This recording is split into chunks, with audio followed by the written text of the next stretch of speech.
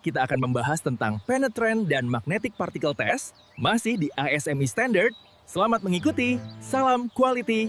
Oke, kita mulai ya. Kali ini kita akan bedah tuntas dua metode super penting dalam standar ASME bagian V, yaitu pengujian penetran dan partikel magnetik.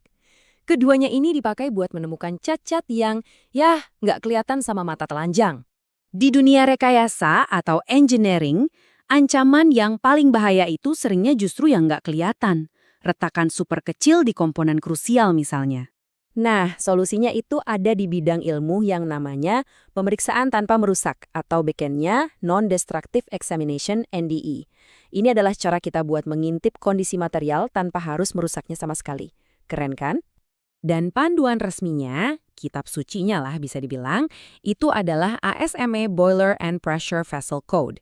Ini standar internasional yang jadi acuan buat keamanan dan keandalan. Nah, hari ini kita bakal fokus di bagian V-nya. Oke, mari kita langsung masuk dan lihat gimana sih cara kerja metode-metode ini. Gimana caranya kita bisa melihat sesuatu yang seharusnya nggak terlihat. Jadi, ND ini ibaratnya toolkit canggih buat para inspektor.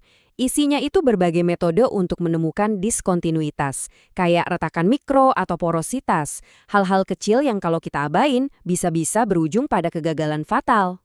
Hari ini, kita bakal adu dua alat andalan dari toolkit NDE itu. Yang pertama ada pengujian penetran atau PT, dan yang kedua ada pengujian partikel magnetik atau MT. Cara kerja keduanya ini beda banget. Kalau PT atau pengujian penetran, dia itu memanfaatkan sifat kapilaritas.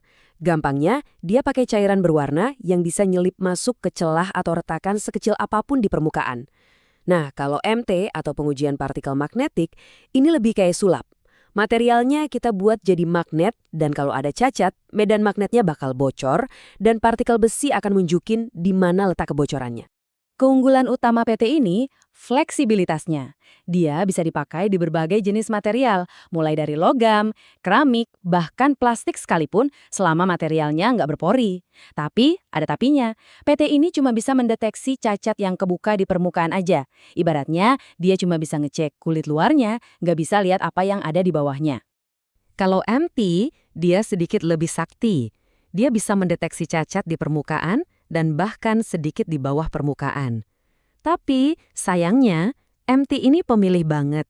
Dia cuma mau kerja di material ferromagnetik, yaitu logam yang bisa ditarik magnet, contohnya besi atau baja karbon. Kalau kita mau ngecek aluminium atau stainless steel, ya MT angkat tangan. Oke, sekarang kita udah tahu prinsipnya. Terus, gimana sih proses pengujiannya di lapangan? Langkah demi langkahnya? Yuk kita lihat. Proses PT itu sebenarnya cukup sederhana. Pertama, dan ini paling penting, permukaannya harus bersih total.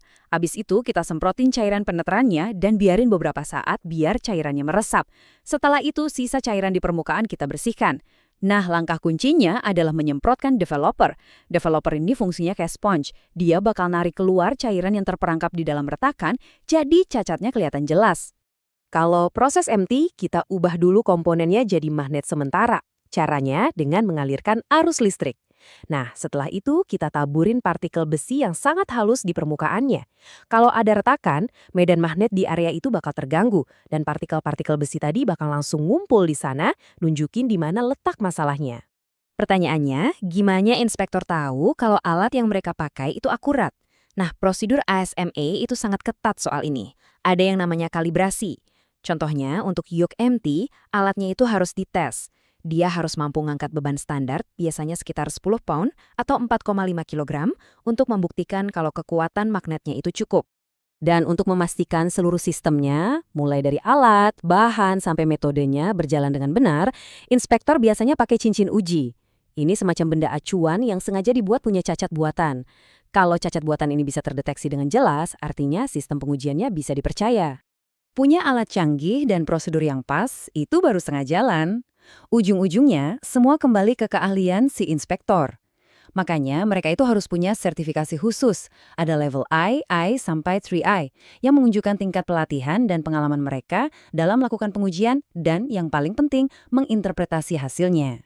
Dan ini perlu digarisbawahi, kode ASME itu sangat tegas. Setiap pemeriksaan wajib, sekali lagi, wajib dilakukan mengikuti prosedur tertulis yang detail. Tujuannya, biar hasilnya konsisten, bisa diulang kapan saja, dan bisa dipertanggungjawabkan.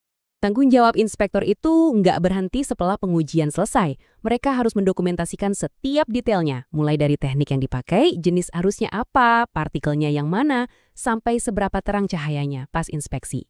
Laporan inilah yang jadi catatan permanen yang sangat krusial, baik untuk jaminan kualitas maupun untuk investigasi kalau amit-amit terjadi kegagalan. Oke, jadi ceritanya si inspektor udah nemuin sesuatu nih. Terus, langkah selanjutnya apa?